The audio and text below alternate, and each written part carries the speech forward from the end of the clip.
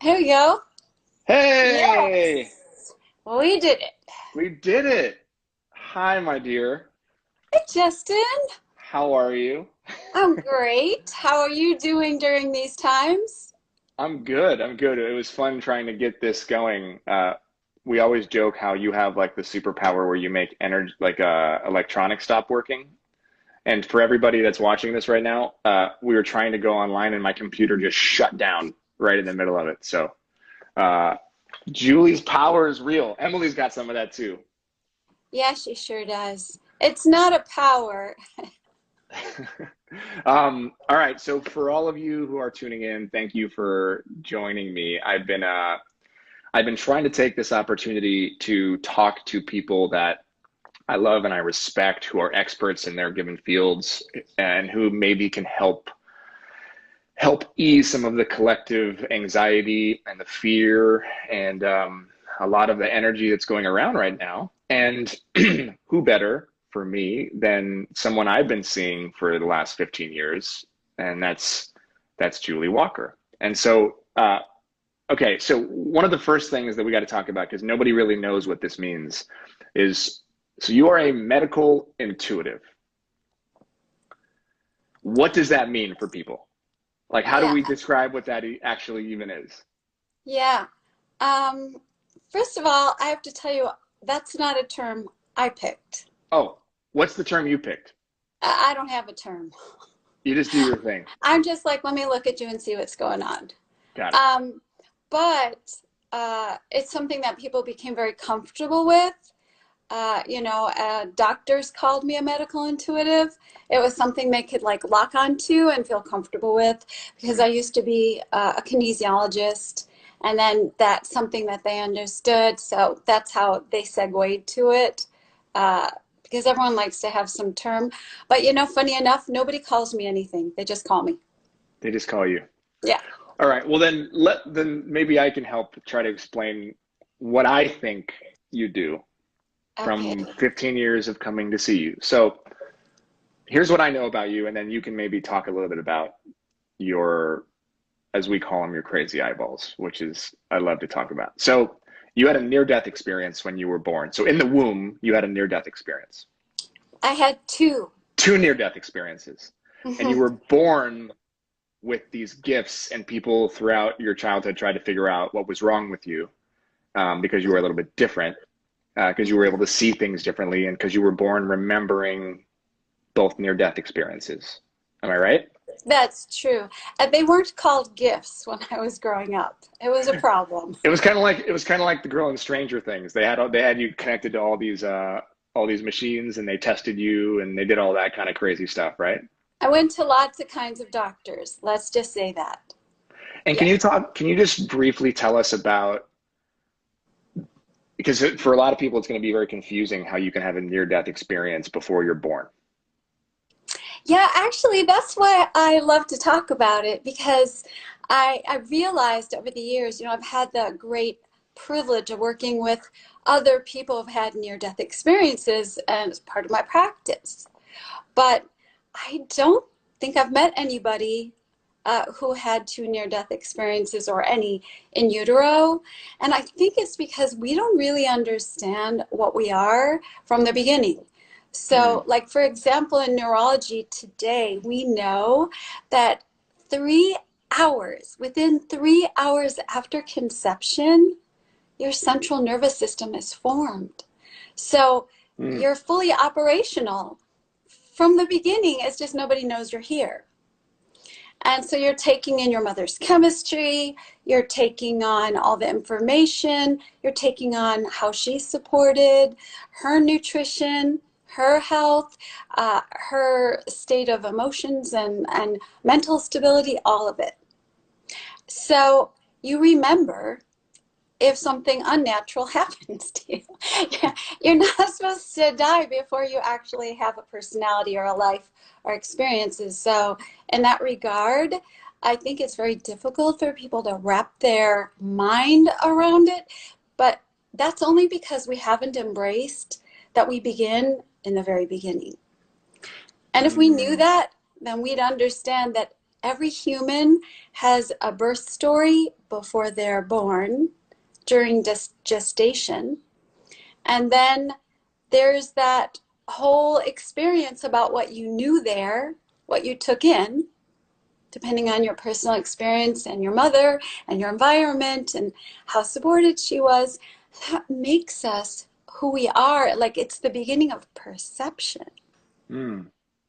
So, yeah, and that's why I like to talk about it, because then it gets people thinking about their own, and that's the fun part. So, so you were born remembering, which is Unfortunately, yes. bizarre. Um, so how does that work? So I know you've told me before that you were born only being able to see light and not matter. Right. That is why it wasn't called a gift. So they call it, I had an extreme case of photosensitivity. Uh, That's only because my mother's liver was toxic, and therefore my liver was toxic through the placental barrier. so when did you figure out you had an ability or gifts, so to speak, as you were growing up? And what is that? And what are they to a certain extent? Like, because you can see people, right? So in other words, when you do a phone session, and just so for those of you watching, Julie talks to doctors who can't figure out their cases, scientists, political leaders, kings. She also just sees people that show up to her house and knock on her door for free, sometimes. But she's got this long waiting list to get in. And basically, you talk to people on the phone, Hmm. and you can see their bodies in like a three-dimensional kind of way. Well, I started out only working with people, person to person. Um, and I have well, of course, it's an eye impairment that's improved over the years, but still there. But the truth is, I also have a brain impairment. And so my brain, so sound is a molecular structure, and my brain reconfigures it into an image, but also scent. It comes with all my senses. But Mm. really, any molecular structure has to be interpreted by the brain, and is all day long, depending on how your brain functions. It's just mine has a weird short circuitry to it that creates what I, as a child, called home movies of people around me. I really didn't believe anybody didn't see that way, Mm. until I was much older. A little embarrassing to say, but yeah. So in layman's terms, you have an ability to see what's happening in somebody else's body from a distance based on a combination of like intuition, sight, and sound, Yeah, maybe. yes, sure. The truth is, if we're really going to get deep, now we'd have to think about, I was sharing the other day, that there's this beautiful quote I love, which is that everything in creation is either directly or indirectly connected. But what we haven't thought about is the physics behind it. Uh-huh. When we talk about oneness, we really mean scientifically everything's connected to everything. Got it. So why wouldn't I be aware of it if, let's say, I go in slow-mo and you're all just going fast? Okay. Sorry, my kids, speaking of slow-mo and fast, my kids are trying to get in. Good. The more the better. So let's say you go in slow-mo, or say that one more time. Yeah, I mean, I think my brain is in slow-mo while everybody else is fast. So I So it's like in capture like a Spider-Man. camera. Maybe. It's like I'm a lens and I capture a lot more in a moment. And for you, the moment went by fast. For me, the moment went by very slow. And so I captured quite a lot in that moment. And that's why I draw people really fast. That part's really fast. So for anybody that's confused how this works, a fun example is a friend of ours at one point saw you when she was really young, and you had told her something about her fallopian tube, and she was, in her preteen years. And you just, because you're a friend of theirs, then I'm not going to say any names. But as an example, she was like, "Oh, okay, interesting." It turns out she later on had an issue with one of her fallopian tubes, that she had a myopic pregnancy, I think it's called, like Oh, yeah. 15, 20 years later. And I use this as an example, as your ability to see what's going on in somebody's body long before they even know it's an issue. Mhm. And one of the cool, Sometimes. sometimes, but one Mhm. of the cool things that I've noticed about you is because you talk to so many of us, you talk to doctors and world leaders and scientists and people trying to figure things out that maybe can't, and you help them. One of the things you've been able to really observe are trends happening in the world based on what people are asking you about. So what people call you about. So, and you're generally able to see some of what's happening before it happens because of a combination of your gifts, but also because people are calling you generally with very similar things. Um, Yeah. so the Actually, trends is Justin, interesting. Yeah, go ahead. thank you so much for saying that. Um, I think it's important that people know emphatically I'm not a great knower. It's and I'm not nosy, which is sort of tragic. I don't have natural nosiness, but I really love people. So if people don't ask me a question, I don't know the answer. It doesn't just sit there. The goal isn't to know everything there is to know in the universe, or I'd be in the, psych ward. Because you can't use everything. You just want to be useful. So I really observe trends. You're so right, depending on what people ask me.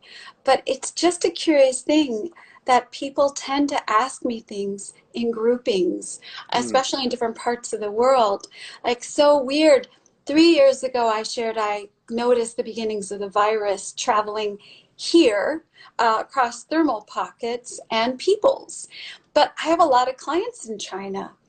And so, depending on where I was working, I really had to go through this long process like, wait a minute, I thought I saw something happening there, but I don't notice it up in Dalian. Huh, okay, I must be wrong. I wait, and there's a whole nother group of clients who ask me about their symptoms, and I go, oh wow, something's brewing, something's coming. wow. So why don't we talk? Maybe let's start there. Let's talk about that for a little bit because this is fascinating to me. So, for because you did an Instagram live a couple days ago and you talked a little bit about this, but maybe for people who haven't or didn't get a chance to watch that or who are meeting you for the first time, what did you observe 3 years ago? Like how and Yeah. where are we? And can you talk a little bit about what's happening in the world with you from your perspective right now? Yeah, I wish I had more to offer, so I can only share with you what I've observed, of course. Well, one thing I would say is I was growing concerned before then with our immune systems. It looked to me like a lot of people who are normally very healthy, athletes, pro athletes, just were starting to strangely have weakened immune systems. They were catching colds very frequently. They said they thought they had allergies out of the blue, and then they weren't clearing up. Hmm. When more people were sharing that from different parts of the world, that's when I start to pay more attention. Is something brewing worldwide? Because if everyone's immune system is compromised due to the stress we've created in the environment, plus the imbalances, plus our weird relationship with priming ourselves to go faster, better, harder, it's Yeah. everywhere. It's growing everywhere. Would you relate to that, Justin? A little bit. A little bit. Um, that's when I started to pay more attention. But, I don't go looking for things. I just stay in the observer's chair. And what I noticed is from China, I started to notice viruses that were weeding out into one virus. Hmm. So um, one was giving way, and I was like, whoa, this virus, if this spreads, it's going to create, I thought, epidemic. So you see, I'm a little slow. Um, I wasn't thinking pandemic. I was Hmm. definitely aware, though, that it was coming to the US and And I want Canada. and I want to comment on this because I remember, so you and I talked early in December. So it's strangely 5 years of Jane the Virgin, had never gotten sick. I mean, if I got sick, it was like a cold and I was down for a day, but I didn't miss one day of shooting Jane the Virgin for 5 years. And in between, I was doing My Last Days and 5 Feet Apart and all of these things. And this December, when I got back from Clouds, I got the flu twice. I got I two different remember. strains. And for all of you people saying I should have gotten the flu shot, yes, I know I should have gotten the flu shot, but I didn't think about it because I'd never gotten the flu. I haven't had the flu. So I got strain B, which damn near felt like it killed me. And then I got strain A. But when you and I first talked, you had mentioned in early December that you were seeing a lot of weird stuff coming from China. And it was Yeah. coming over. And I remember this, and I have it recorded, and I remember the conversation. Yeah. I had the flu. I did not have coronavirus, but you were talking about a lot of weird stuff coming and a lot of viruses that Yes. were coming from China. And I remember Yes. you specifically saying that, which I Yeah. didn't realize until just now.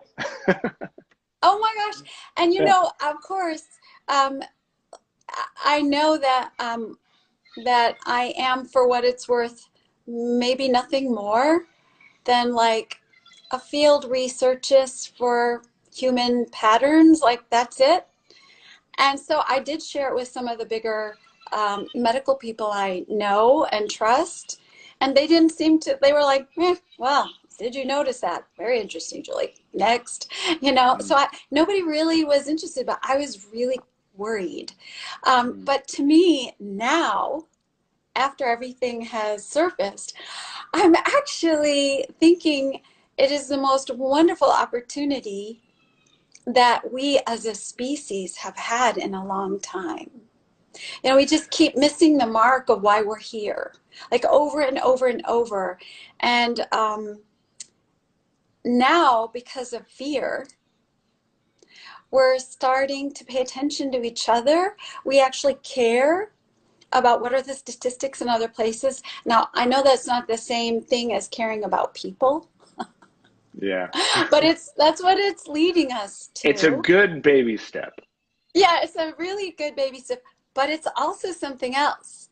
It could become a shortcut. Tell We're me about that. What does that mean? supposed to work together. I mean, really, with the technology we have, all the advancements in medicine, science, and technology, we're supposed to be working together. We are an organic entity, this planet and everything on it. We know it in pieces and parts as we consult with experts. We're supposed to work together, and I know you know that and believe that.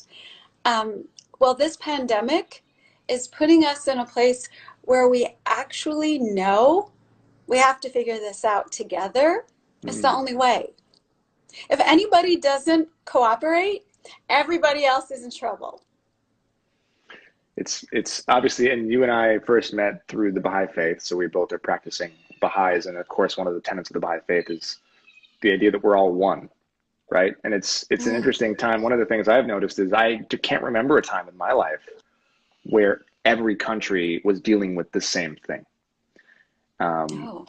And it kind of reminds me of that scene in Arrival. Arrival is one of my favorite movies, and I'm getting a chance to make a movie with the producer of Arrival, one of my next films. But I love that moment. It's the moment in Arrival where you see all of the presidents and all of the representatives of all the countries on one screen together, and then you see them all start to fight, and then they all sign off, and you see everyone's disconnected. And then the way it works in the end is everybody has to come back together and share information. And if we shared information, collectively we could heal. Yes. And I think that's like, it's an interesting thing to look at. So a lot of people right now, Julie, are scared and they're frustrated and they have anxiety.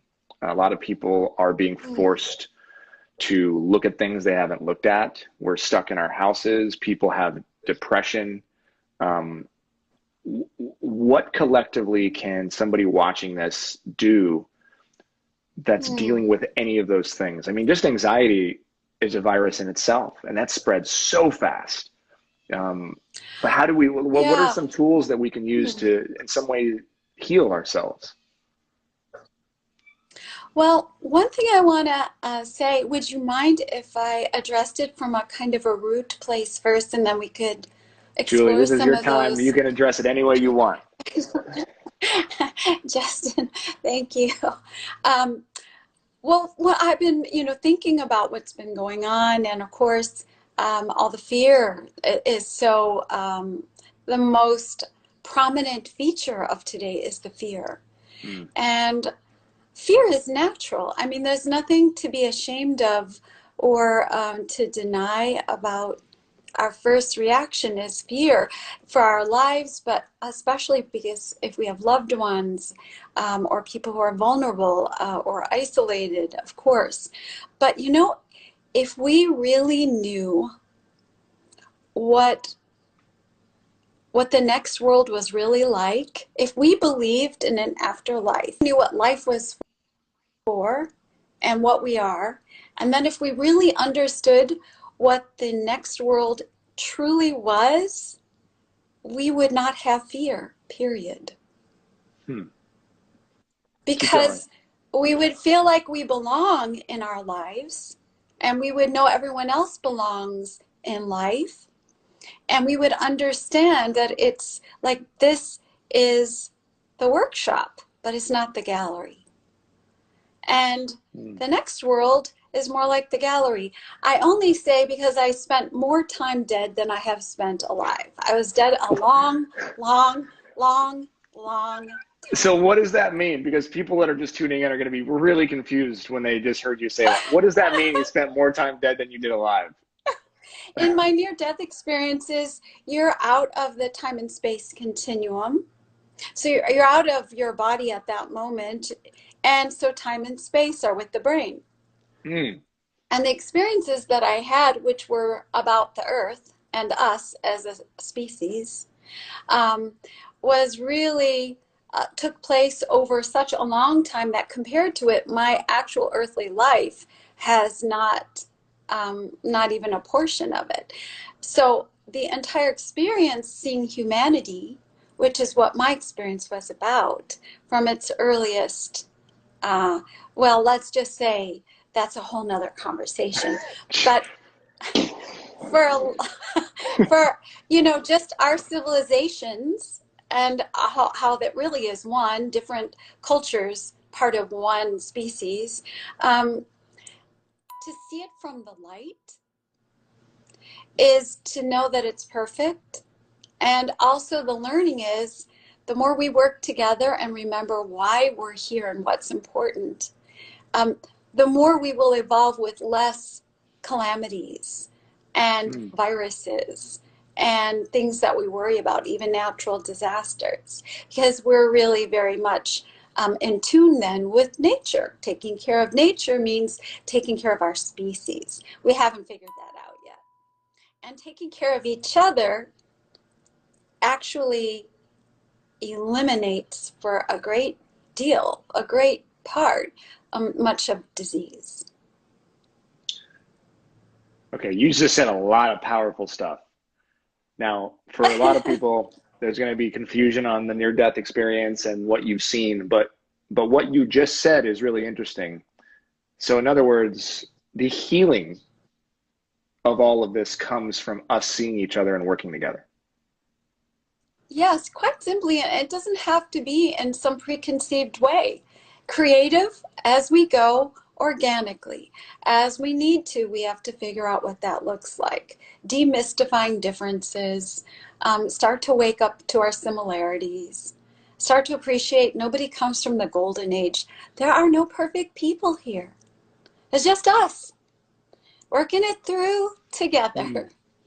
And the more we embrace it, it does quell fear. It eliminates feeling alienated. It allows people to not function in so many exclusive groups, regardless of the opportunities you've had in life to be educated in any number of ways. It doesn't mean we're not like everybody else around us who have not had privilege. So I want to just jump into And one you know thing all because this about is, that, Justin. well, not as much as you, but I know a little bit. But I want to jump into one thing. I want to give people the chance to hear from you, because you said something that you said a lot of things that could be their own hour conversations. But you said if people could only understand what the next world was like and that this is the workshop. Can you just give us a minute or two on what, because you've been there, right? What is for people that are scared of death and have no idea, or maybe don't even have a belief? Yes. Talk to us about what you mean. What do you mean by the next world? Yeah. What is it, heaven? Is Yeah. it what, explain to us what you're talking about. So, of course, I'm limited because I have to use words, and I'm back in the time and space continuum with the rest of you. Um, and I feel like a cave woman when I try to articulate any part of it. But one thing I can share is really the best news ever. And that is, regardless of who you are and what life you've lived, regardless of what you believe or do not believe, the light, of which I was introduced to the Creator as the light, was what I would say I noticed not just for myself in my experience, but for other souls I observed in their experiences there. It's irresistible. Hmm. The love is conveyed so instantly, it permeates every part of your awareness. And it's so irresistible that regardless of what your experience in life has been, you will not have intellectual thoughts that block you from it. You will want to be embraced by it. And it has all-knowing awareness of you and everything about you and everything that led you to be you and your difficulties and your blocks and your choices and why. And there's something about that that's utterly irresistible. And if people knew that's what we're talking about when we talk about the word God, which has a lot of charge today for a lot of people. What Yeah. if we just talk about the Creator, the one Creator, the limitless, Hmm. unknowable Creator? No gender, no gender. It just is something other than us. It created. So the universe and its perfection and the planets and the stars and their orbits and all the mysteries are really manifested by the Creator. So if we knew that, why would we be afraid of the workshop here? I was Hmm. born into this experience with this history, with these genetics, or these parents and their parents and their parents, and I inherited a whole lot of stuff to be transformed. And that's my work. That's my workshop. And you have Hmm. yours. Now, if we recognize that that's what we're doing here, it'd be so much more fun. And we'd be more involved. We'd be more involved with each other instead of like, whoa, Yeah, that's and your problem. I think about us all the time, like if the creator of God was like a parent, right? We're just a bunch of kids that are fighting over like the sandbox, you know? And Yeah, I just think about God sometimes and I'm like, oh, poor God. yeah, yeah. We're But just not, but not, but I know, not, but not, but it's just like we're not just why it. can't we Poor get us. along? Poor us. I know, Mm, that's true. Why can't we just get along? All right, so that's a lot. That's a lot, but the yeah. perspective I think is important. So now that we have the perspective, let's go back to the initial question, which was, okay, we framed the perspective. Now, what are some tangible things that people that are in their suffering Mm, can do yes, yes. right now? Yeah. Well, first of all, it's very important with fear um, that we quell it first. So we're not trying to get rid of it. We're just trying to work with it, understand it, embrace it, um, and begin to diminish it by demystifying it and Hmm. slowing down and living like one day at a time. And like, how am I today? Do I have a place to stay today? Am I safe? Do I have something nutritious to eat? That leads to tomorrow. And I think what's happening with people, at least what I keep hearing from people over and over, is like, well, what's going to happen next week? What about next month? And granted, the most distressed people in our culture are parents whose kids are at home. They're trying so hard, but it's a challenge to have a lot of young people in a small Hmm. space. Yeah. And they're feeling it. They're feeling the stress and the pressure and the fear and the fears of us. So if we could quell our fear and include them in it, that would be really valuable. And when you see kids in the street, like smile, don't look like you're going into a war, because they pick up on that. And then I really think the biggest thing of all that we can do right now together is to get very simple and really deep in our spiritual practices, whatever they are at present. You Hmm. know, everybody has some kind of practice, because do you breathe in? Do you exhale? That's a spiritual practice. And just Mm. do it slower and do it thinking about what you're doing. You're inhaling oxygen, life, vitality, the vital Mm. force, and you're exhaling everything you don't need that's rubbish. Let's do that more often and Yeah. think about the state of, you know, because all of a sudden you're fine.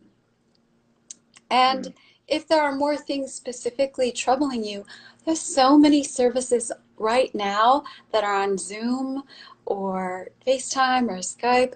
Like, take advantage of them. If you didn't before, find a therapist or work with a practitioner or talk to a friend that always used to comfort you and you just haven't had time for.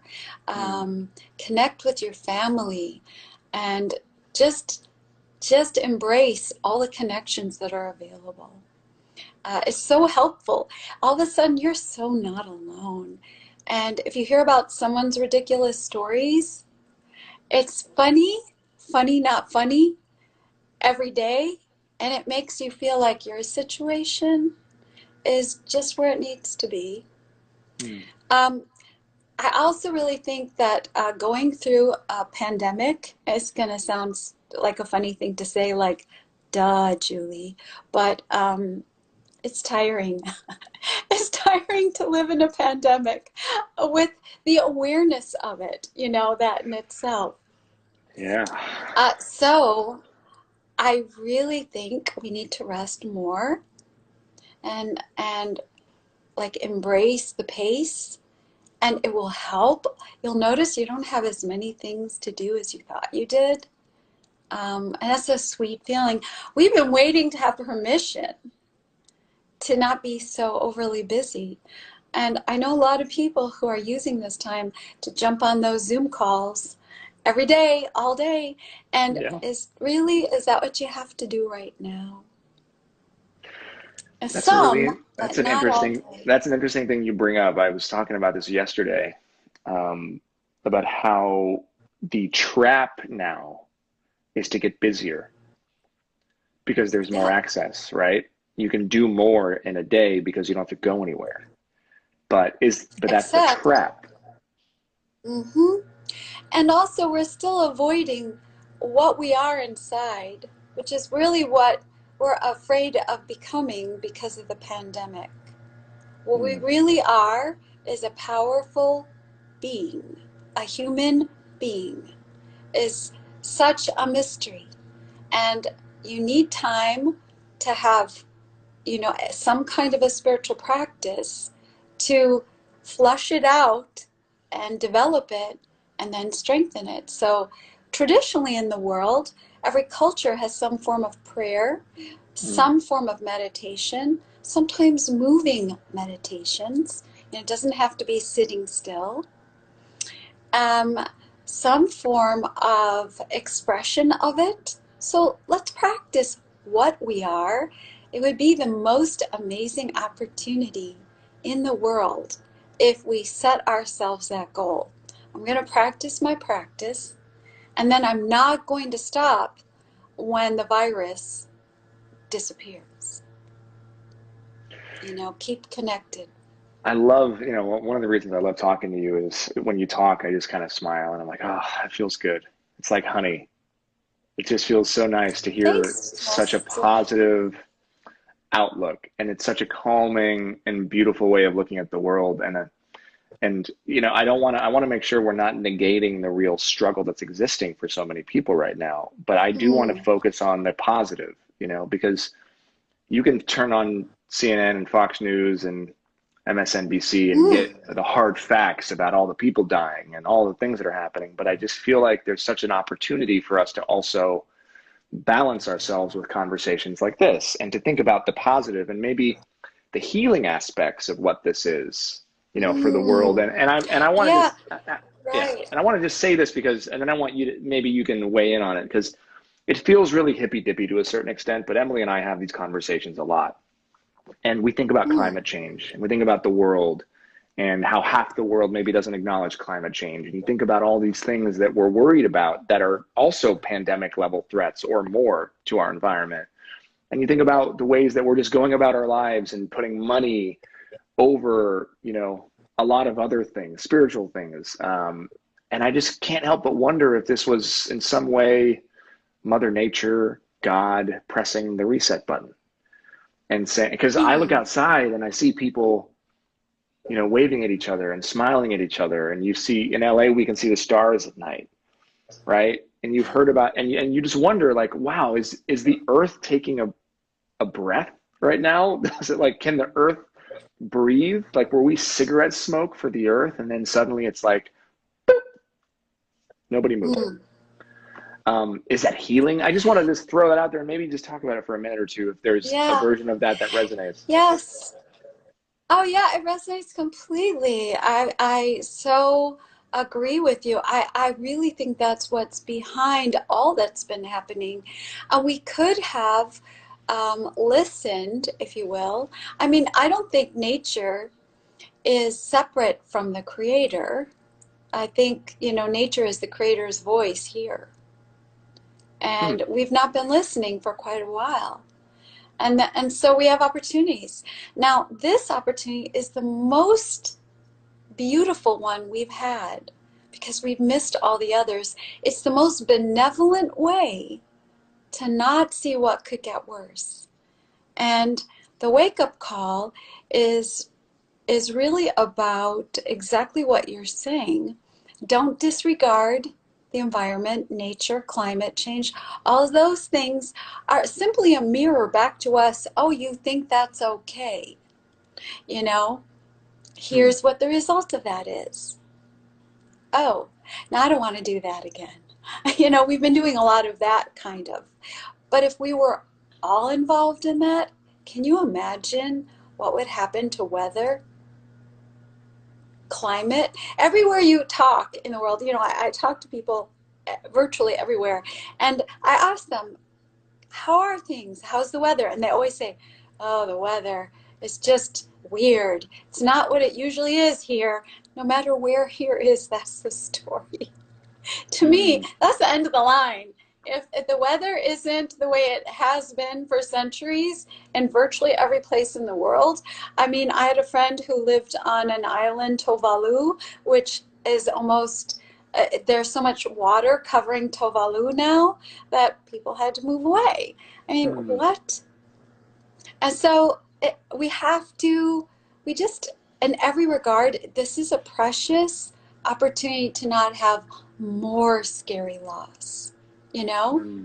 there's loss, and then it can always be So scarier depending on is it cooperation. also a warning then? Is it a warning a little bit based on what you're saying? Mm, well, what if I say it's an inevitability that there are consequences to what we've created? Do you call that a warning? Maybe.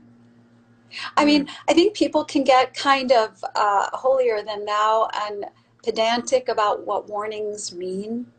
And so, Yeah, uh, is it a warning? Sure, it's a warning that consequences are here. You got know, it. that's it. Hmm. And the hopeful side of it is that things can be adjusted if we come together. Yes, there's so much hope still.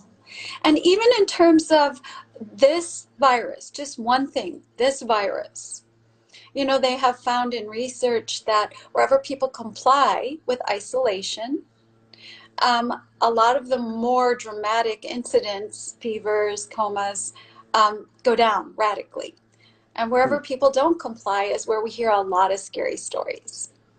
So why not comply together for the sake of everyone and ourselves, and then go through this faster? Hmm. And that's what I That- observe as well. And yeah, I was going to ask you, with your eyeballs, what are you seeing?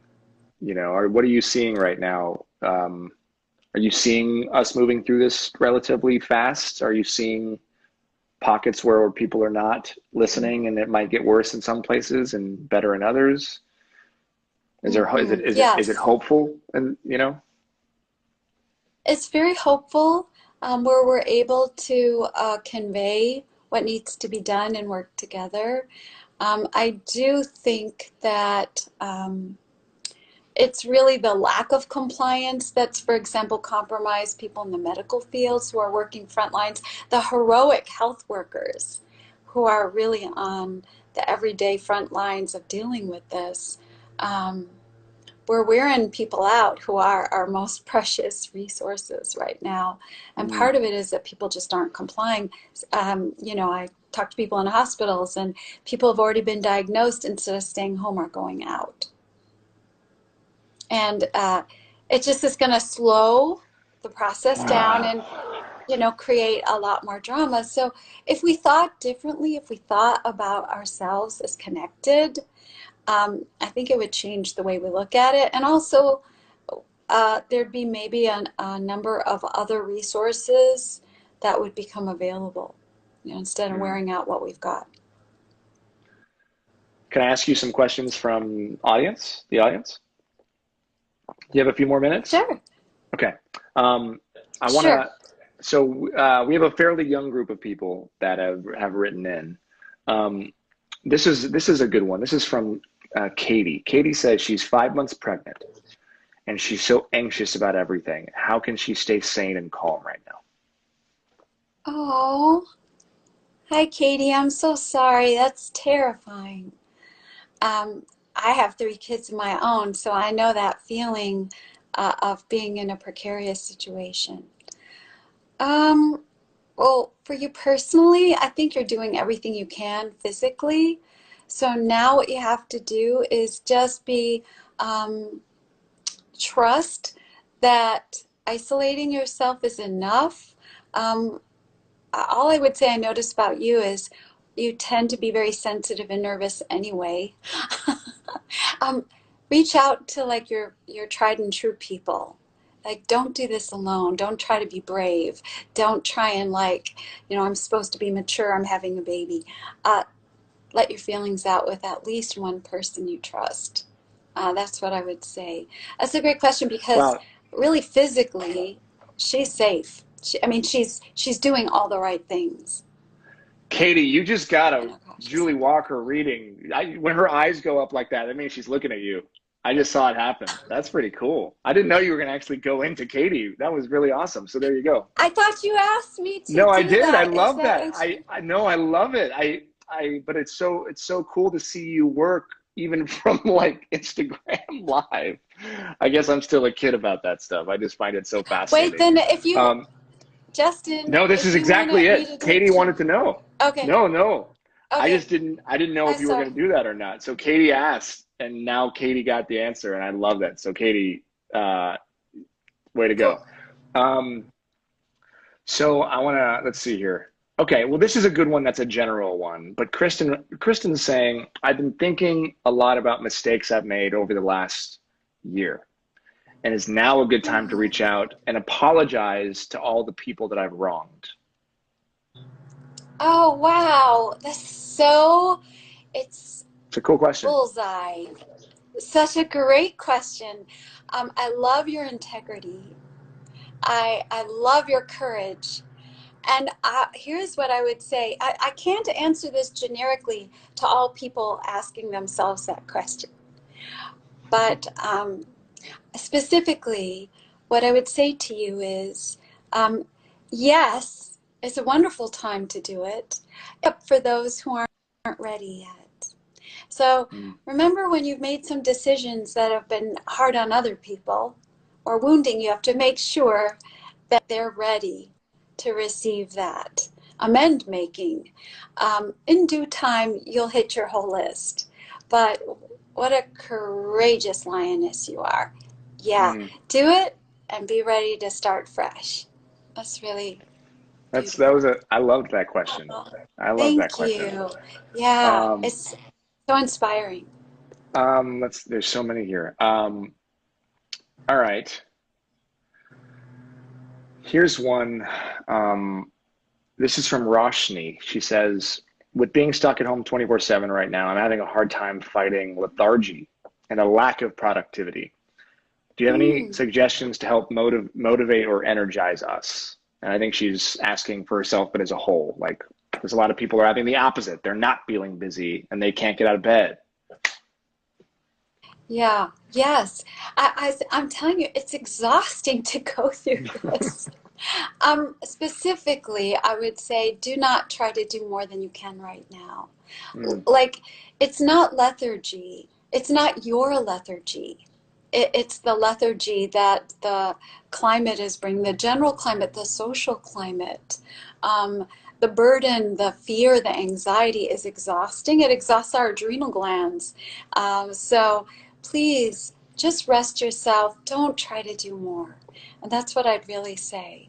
And is that why people are feeling in general more tired, even though they're mhm, doing less? Is that what's yes. happening right now? Well, there's two parts of that. Yes, that's a great question, Justin. Thank you so much. You, by the way, you're really gifted at conversation. I've always known that about you since I've known you, but you're also very gifted at pulling things out of people, interviewing people. Well, that's very kind of you. That was a cheat. That was actually from our mutual friend Tatiana, who wanted to know that. But I just thought that was the right time to ask that question. Ah, so good. So good. Tati. So, so sweet. Yeah, so there's two parts of it. One is the exhaustion that comes from living in a very stressful time. The other part of why we're feeling exhausted and real lethargy now is because um, the adrenal glands themselves, uh, they're really meant to completely rejuvenate every 24 hours when we sleep. And some cultures take siestas, all kinds of little naps in their day. It's part of the culture. And their adrenal glands are in much stronger shape than ours here in North America. Oh, really? Oh, yes, by far. And so what happens is if you perpetuate adrenal depletion, it will become adrenal exhaustion. And Mm, they will not replenish their full supply. So your fight or flight kind of chemicals aren't going to be there for you, which is why people start to feel lethargic mm. because they're just like, why bother? Uh, you know, I know a lot of people are telling me they're not getting out of their pajamas anymore. I see people in the street wearing their pajamas, and I get it. You're like, why bother? Doesn't matter. But here's what's really going on. So when your adrenal glands don't replenish, when you finally give them an opportunity to rest, and you're not just sort of like meeting all your deadlines and checking your social media every minute, and you're not doing all the things you were doing, your adrenal glands will take over for the sake of your life and demand restoration, and you will feel so tired. You're like, why am I tired? I've been sleeping. Finally, I get Oh, some yeah. sleep. But what happens is you don't know how depleted you are, Mm. and what dire straits you're really in. And you need those glands. They're what allow you to be productive for every day of your life. And see any creative project through and any kind of reproductivity if you're planning a family. You need strong adrenal glands too. Mm. And so um, So should people, is it's, there like should collectively, like if you were going to diagnose a lot of us, especially in America, should we be taking like ashwagandha, like some of these oh, adrenal yes, supplements? Like if maybe you're yes, somebody that's having these adrenal issues or feeling yeah, super lethargic, is there like a mass yeah. safe thing that people can maybe take if they were to Mm. order? Well, seeing as I'm not a doctor, I never diagnose, never ever. So I wouldn't do that. Would I say by and large something I would encourage and recommend for all of us to explore? Yes. So first thing, to restore adrenal glands, there is no herb, medicine, or tincture, homeopathic or otherwise, that will restore a person's adrenal glands beyond sleep and rest. You can't live without it. So don't try and skip steps. So I would first really invest in Sleep and that. rest, then Yes. adrenal supplements. Then adrenal supplements. Now, if you've been like you're not exhausted, but you are non functional, you're like flatlining, and then you either need some pharmaceutical medication and you talk to a doctor, or if you don't work on an allopathic level, then work with an integrated medical doctor or a naturopathic doctor, an osteopath, clinical nutritionist. So, you've got a lot of options out there. A homeopath, if you're going to work on those levels, then we start to see medicine on a spectrum. So if you're in an urgent place, really critical, you need something critical. And there are lots of natural medicines that deal with complete adrenal depletion. So you were mentioning like ashwagandha, and I would hold off on something like that till you have some adrenal hormones to work with. If you're really in dire straits, one, stop your caffeine. Like really let it go. Go completely into, oh my gosh, what's my name? And then maybe work with, there's a lot of options like bovine extracts are in every culture in the world. A healthy adrenal extract from a cow, a pig. If you're not a person who works with animal medicine and you're a vegan, there's lots of roots that do the same thing on a different level, and find a Chinese practitioner. So you don't have to do something that's not according to your belief or paradigm. So that's flatline. Then if you've got some adrenal chemistry to work with, but you need to rebuild them, there's so many lovely herbs. Like you were mentioning, the class of adaptogens. Ashwagandha is great, not just for adrenal depletion, but for thyroid depletion. And rhodiola is a really wonderful, rhodiola rosea for your adrenals is fabulous to kind of reinstate them. If your exhaustion has made you catch a lot of flus chronically, maybe you work with something like holy basil, which is also an adaptogen, but more suited and effective of really affects the liver and its role in getting yourself back. And then if it's something that also impacts your reproductive for women's cycles, think about maca root because it's also going to restore and hope everybody's writing this down. Hope you are writing this down right now. It's going to be live. This is going to be live for 24 hours. So yeah, that's amazing, Julie. But again, I want to go back to what you said, which is none of that matters if you're not sleeping, right? Yeah, none of it matters. And it's important. It's not going to work. And you brought up an important thing because it seems like, and you said this earlier, we're living in this now on-demand culture where we have to hustle, and like there's Instagram people that have tens of millions of followers and all they do all day long is say like hustle, work, sleep when you die. And it's not the best thing to do during a pandemic, number one, where a virus is going around and our immune system is built off of us being able to like have some sleep, we need sleep as a base. So I think it's important what you said, because someone like me, I'll just want to go find the quick fix because I'm solution oriented and I'm like, okay, well, I have to go direct this movie and I can't sleep. So what's the quick fix? But right now we have an opportunity, as I think what you're saying, exactly, that we don't have to go do that. There is no movie for me to go direct, right? Sure, the kids are a movie. So like if you're at home with your kids, that's harder than anything I could be going to do. But in general, like we should be using this time to just calm the F down and heal our immune systems and heal our systems as a whole, get some sleep for the first time. Because Emily and I are noticing we're waking up. I mean, I got 7 hours of sleep, which was a miracle. And I woke up tired. And I'm like, how am I waking up tired? And it's because my body's like, it's about damn time, Justin. Yes, Right? yes, yes. And it's not going to consult with you about it. No, it's not. It's gonna feel like a guy hit by a truck. And so I'm looking at like, oh, what truck did we just get hit by? Well, it's two trucks. Mine and Maxwell are two of them.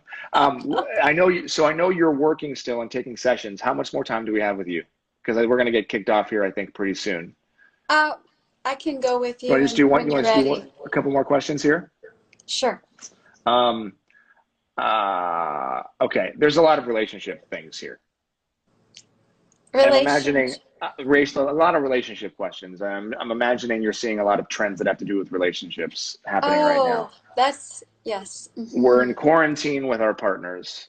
Yes. Uh, what are you seeing, and what can I'm gonna take like five questions and combine them into one. How can couples survive this experience and Mm. maybe use this as an opportunity for healing and for growth Mm. versus like ah! Yeah, it's really hard. Not only are you sharing the same space continually, and your each other's habits continually. Um, but we're in survival. So typically, as a couple, you've been able usually to you have your lifestyle and you get to support yourself. Maybe your job supports you, maybe your social life, maybe the gym, maybe yoga, and now none of those are available to you. And so really what's happening is we're all in our relationships, not just in a small space, but in survival, the survival Mm, parts of our brain. And so, first thing I want to say is be patient, be patient, be patient. Try to be even more patient than you usually are because your person is really dealing with the same stuff. And nobody, and I mean nobody, can think their way out of a paper bag when they're in the survival part of their brain. mm, You respond the way you do. You're yeah. in reactivity, and we're more prone to be that way. None of us are different. I'm the same. Um, and so uh, just being aware of it, it allows you to kind of slow your interactions with each other down. I would say I'm seeing that people need more to create more honest space at Mm. home. Like, I've been to your house, so you've got space, you've got room. You can be in, you I'm know, lucky. I'm so lucky. you're I'm really privileged. lucky. I'm one of the few. My husband and I are in a little apartment. I am with a big man in a little apartment, and we create our own space, Mm, by just sharing. I'm feeling like this. I think I need to spend a little time alone. And if you do that honestly, you don't have as many glitches. Um, I heard that in China, at the first outbreak of this pandemic, that there were a lot of divorces afterwards, statistically quite a high number, but also an awful lot of babies that were born 9 months later. And so I think we're seeing exactly the same thing now. I have a friend who she told me that you're going to see a lot of babies named Rona in 9 months. Which is funny, not funny, but I think there's truth to it. And so it fuses people together when you're in emergency. So mm, use it to your advantage. Everything you know about your person that is their special thing, do that as often as you can. mm, Make this time an experiment. What I'm seeing is that people are struggling with one thing: how to communicate. And that's because it's easy to communicate if you have skills. When it's about cerebral things or planning, we're doing this, we're doing that, should we do this? But this is different. We're in survival. So it's harder to communicate. So I would just say, please, all the things you've learned about your person, shower them with all your secret loving things you know about them. It'll mm. pay off hugely for the rest of your lives. That's awesome.